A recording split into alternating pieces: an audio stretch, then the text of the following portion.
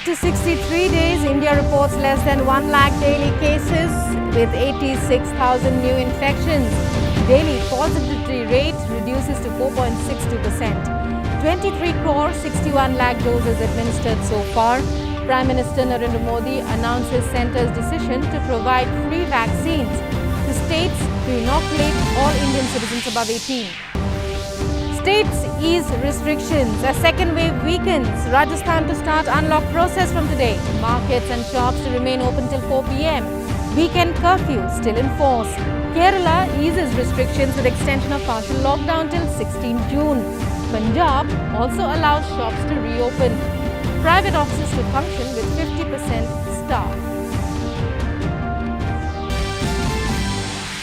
Maharashtra Chief Minister Uddhav Thackeray to meet Prime Minister Modi today. Financial assistance for cyclone relief and Maratha reservation issues likely to be discussed. Deputy CM Ajit Pawar and Head of Maratha Reservation Subcommittee Ashok Chavan also to be present. Centre issues SOPs for vaccination of persons undertaking international travel for education, employment or as part of India's contingent for Tokyo Olympic Games. COVID certificates to be linked to passports of travellers.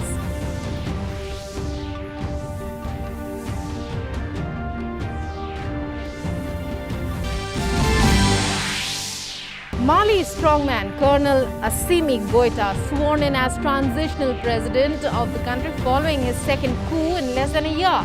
Promises government will uphold all commitments and pledges to stage credible, fair and transparent elections.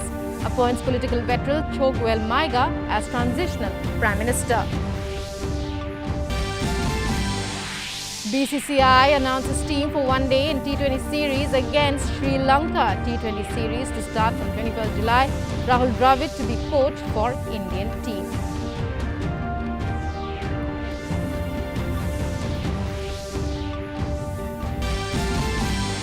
In the French Open fourth seed and last year's runners-up, Sofia Kenin knocked out by Greece's Maria Sakkari in straight sets. In the men's singles, Djokovic survives major scare against teenager Lorenzo Musetti to reach 15th French Open quarter-final. Nadal cruises swiftly into the quarters.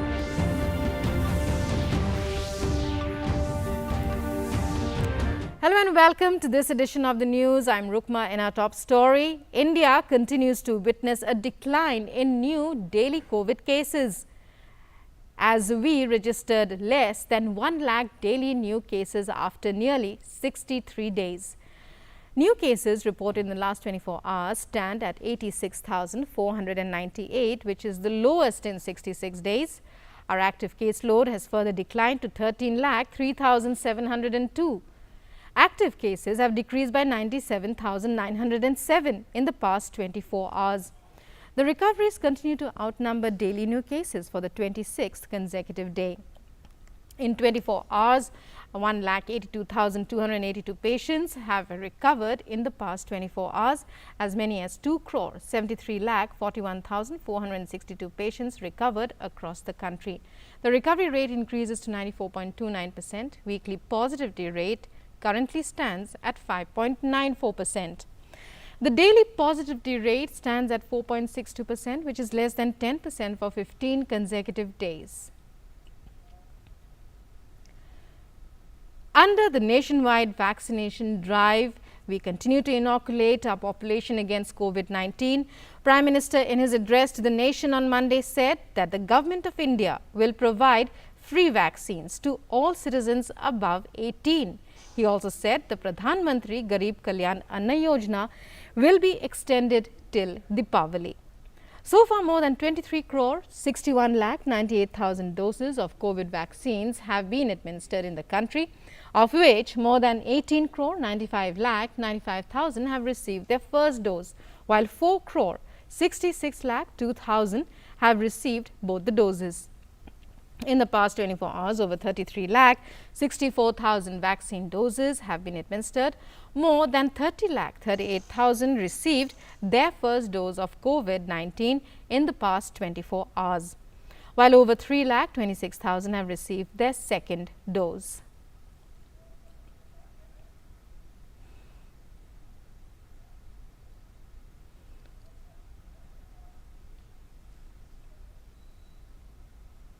Meanwhile, testing for COVID-19 has substantially been ramped up across the country.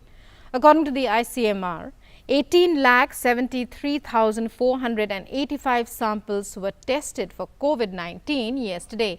A total of 36 crore 82 lakh 7,596 samples have been tested in the country till yesterday. In Rajasthan, the process of unlocking has already begun. Shops and markets are allowed to open till 4 p.m. Air-conditioned malls are closed. No wedding ceremonies will be permitted in the state till the 30th of June. Night curfew from 5 p.m. to 5 a.m. every day will remain in place. All social, political, sports, entertainment, cultural and religious gatherings have been banned for now. The Punjab government has extended the restrictions due to coronavirus till the 15th of June with certain relaxations. Shops will be allowed to open till 6 p.m. and private offices are also allowed to function at 50% strength. However, night curfew will remain in force from 7 p.m. to 6 a.m. on weekdays, but the regular curfew will continue on Sundays. The state government had earlier extended COVID curbs till the 10th of June. The state government in Punjab has already announced measures for the gradual reopening of various activities as the number of active COVID-19 cases continue to decline. In Madhya Pradesh, the state government has further extended the ban on the movement of passenger buses to and from Maharashtra, Chhattisgarh, Uttar Pradesh and Rajasthan till the 15th of June in a bid to curb the spread of COVID. The order to extend the ban, which was to end on Monday, was issued by Additional Transport Commissioner Arvind Saxena. The ban also covers vehicles that have All India Tourist permits. In Kerala, the lockdown has been extended till the 16th of June, even as the state government has announced a complete lockdown on the 12th and the 13th of this month. Stores selling essential commodities, raw materials for industries including packaging, construction materials and banks will continue to function as per earlier orders. Previously, the state government had extended the lockdown till the 9th of June. In Puducherry, the lockdown has also been extended till the 14th of June. The Union Territory has already been under a curfew from 10 p.m. till 5 a.m. every day. Meanwhile, shops of all categories including liquor are allowed to operate between 9 a.m. and 5 p.m. from Tuesday.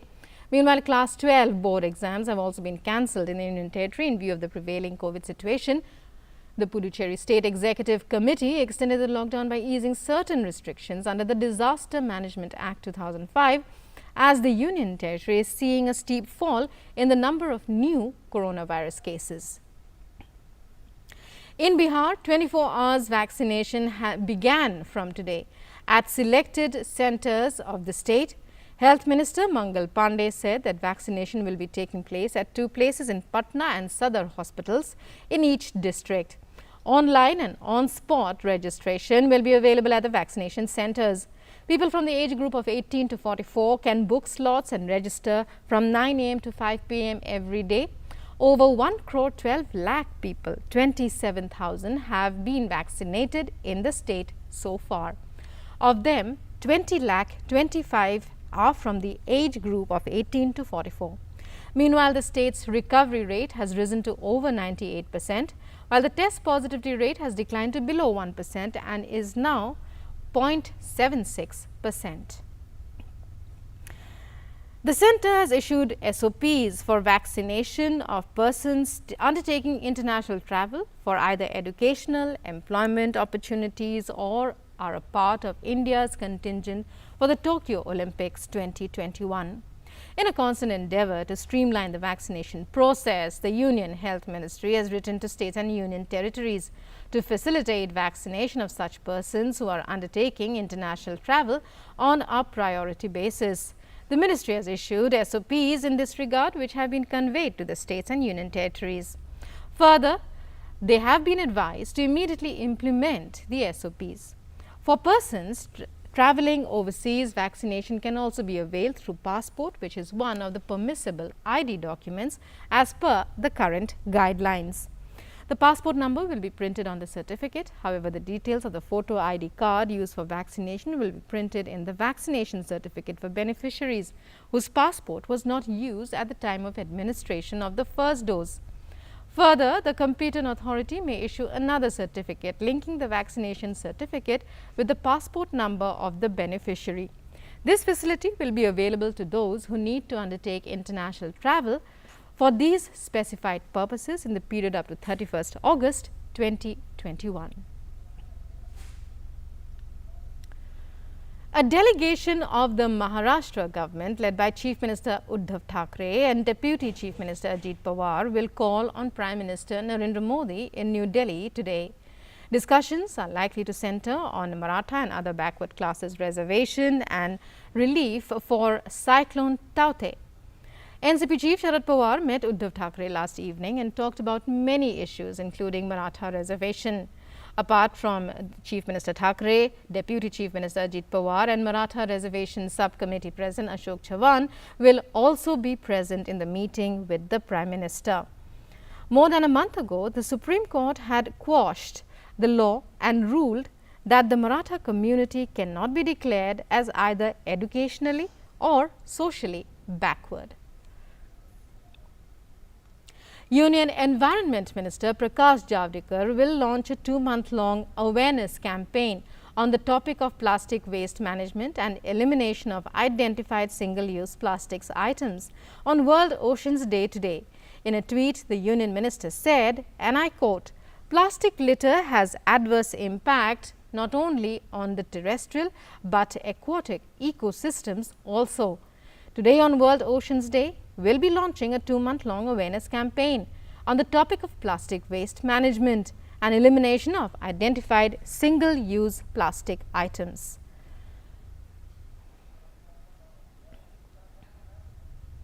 And India has been elected to the UN Economic and Social Council ECOSOC for the term 2022-24.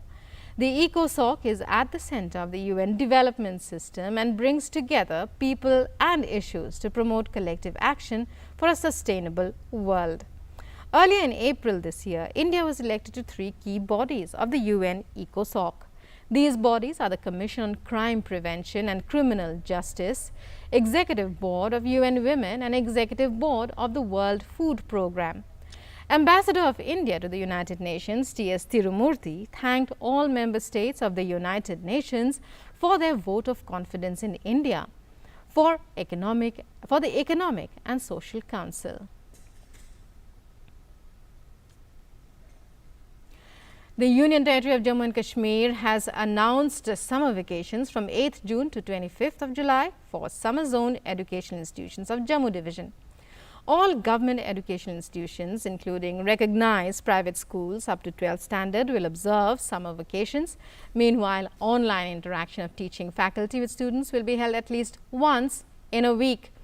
Besides, the weekly programs and assessments will continue throughout the vacations to engage children in cultural activities and consolidation of curriculum, the syllabus already covered. And NATO Secretary General Jens Stoltenberg has said leaders of the Chinese government do not share our values. He said this as he emerged from a meeting with US President Joe Biden on Monday. Stoltenberg said NATO agrees with Biden's approach to Russia, including the dialogue that will occur between the US President and Russian President Vladimir Putin at a meeting in Geneva.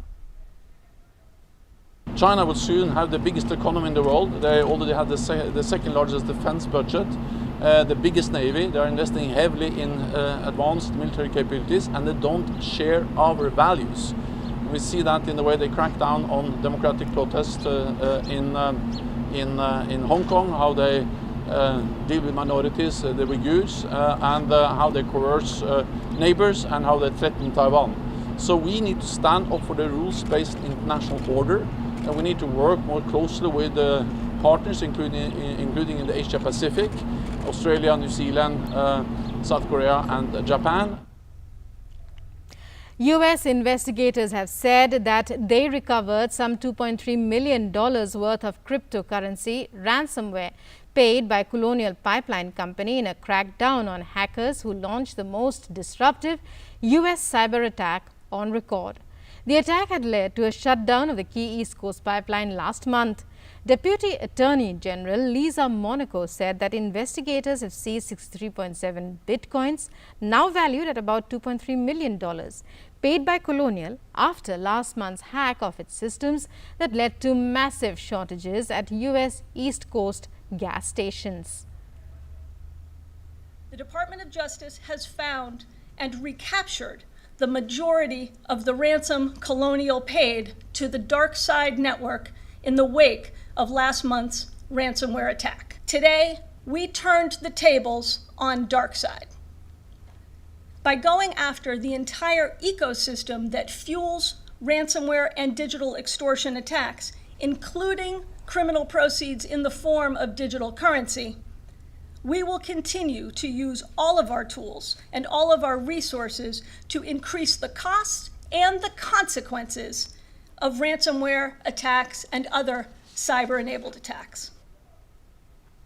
U.S. Vice President Kamala Harris had robust talks with Guatemalan President Alejandro Giammattei on fighting corruption to deter immigration from Central America. Harris bluntly warned migrants to not come to the United States and said the U.S. will continue to enforce laws and secure its borders. Harris also said a U.S. anti-corruption task force would work with local prosecutors to punish corrupt actors in the region.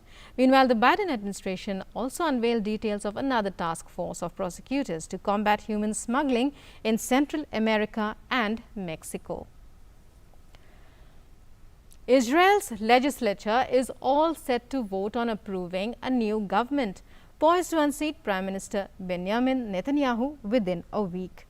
In a formal announcement to Parliament, Knesset Speaker Yariv Levin said that President has been informed of a coalition that has been agreed to between left-wing, rightist, centrist and Arab parties.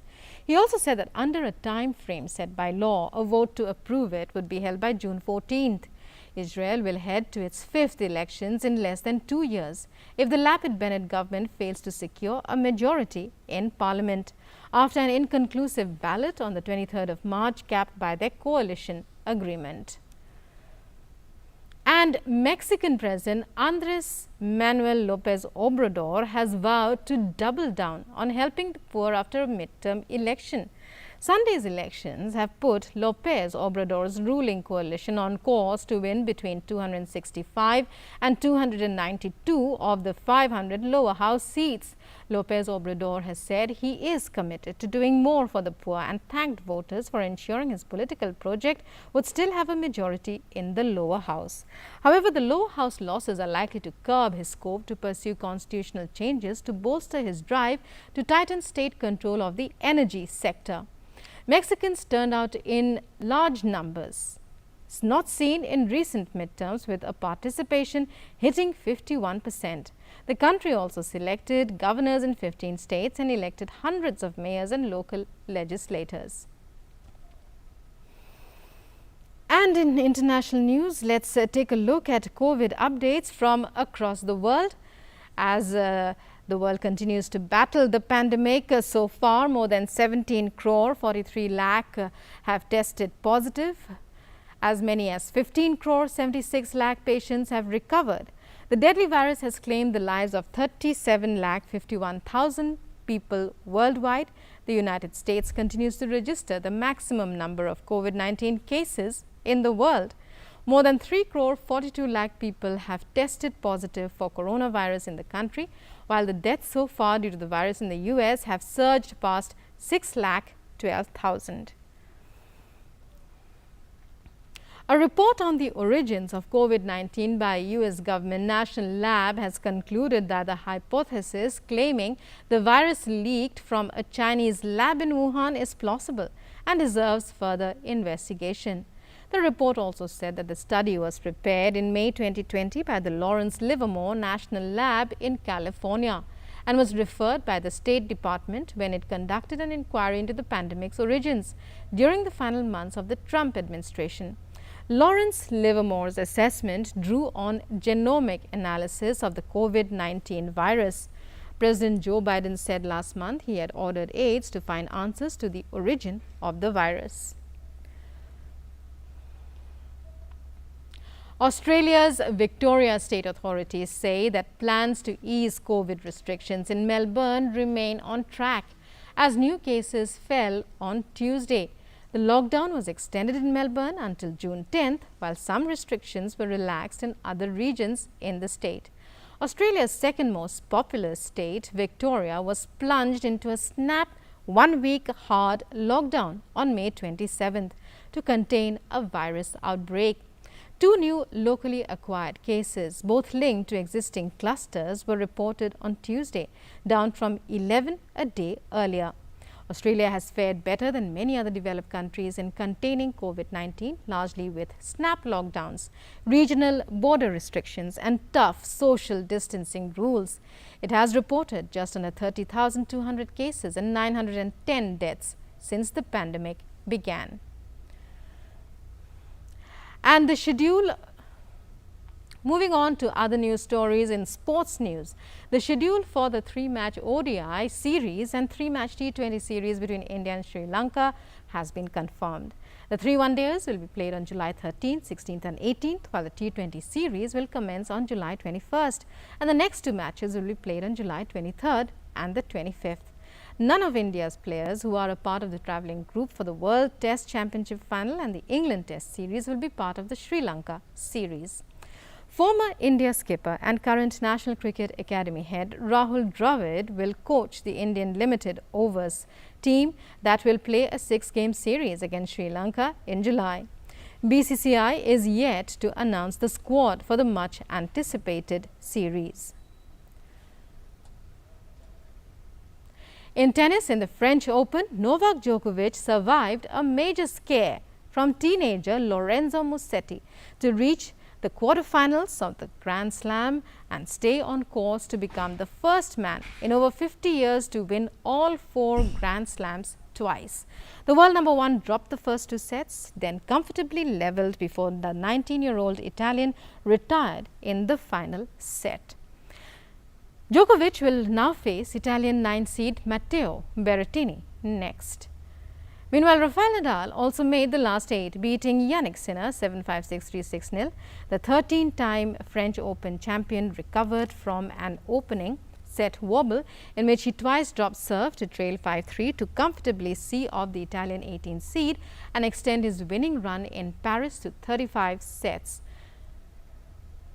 In the women's singles, Coco Gauff's rise on the red clay continues with an impressive performance at Roland Garros. The 17-year-old American produced one of the best big match showings of her young career, defeating Ons Jabeur 6-3, 6-1 in just 53 minutes to reach her first Grand Slam quarter-final.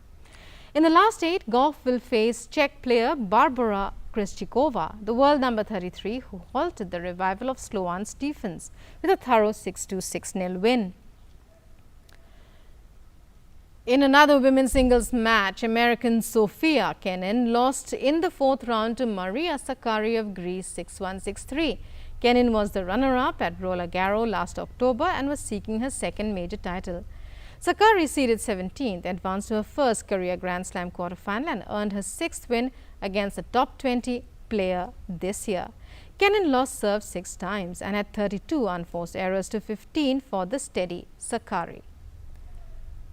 And India's campaign in the French Open came to an end as Rohan Bopanna and his Croatian partner Franco Skugor lost their men's doubles quarterfinals in Paris.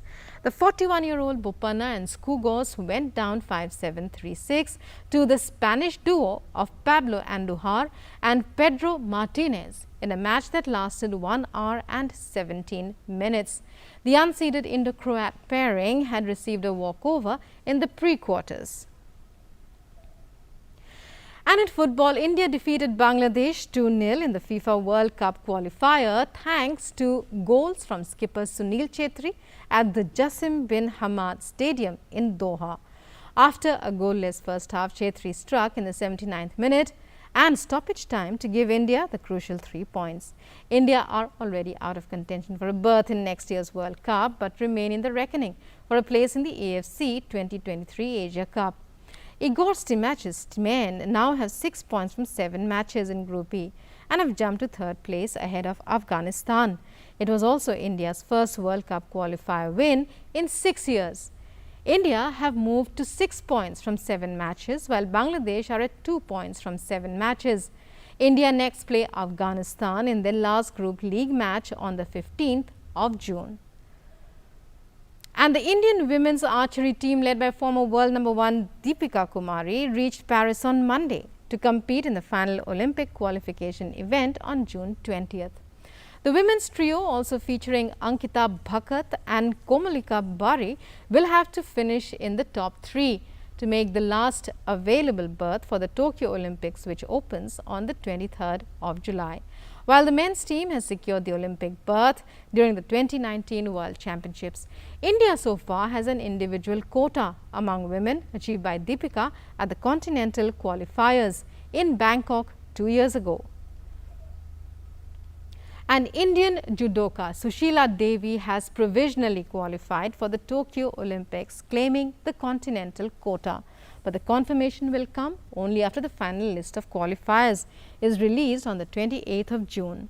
Sushila, who lost her first round at the World Judo Championship in Budapest on Sunday in the 48 kg category, currently has 989 points, which puts her in the 7th spot in the Asian list. The continental quotas are allotted based on a judoka's ranking in the region. Asia has 10 quota slots. Sports Minister Kiren Rijiju congratulated Sushila on her feat. And it's time to end this edition of the news. A quick reminder, stay home, stay safe as much as you can. Always remember the golden rule of never taking off your mask. Always wear a mask, maintain COVID appropriate behavior of social distancing. Meanwhile, stay home, stay safe. Thanks for watching. Namaskar.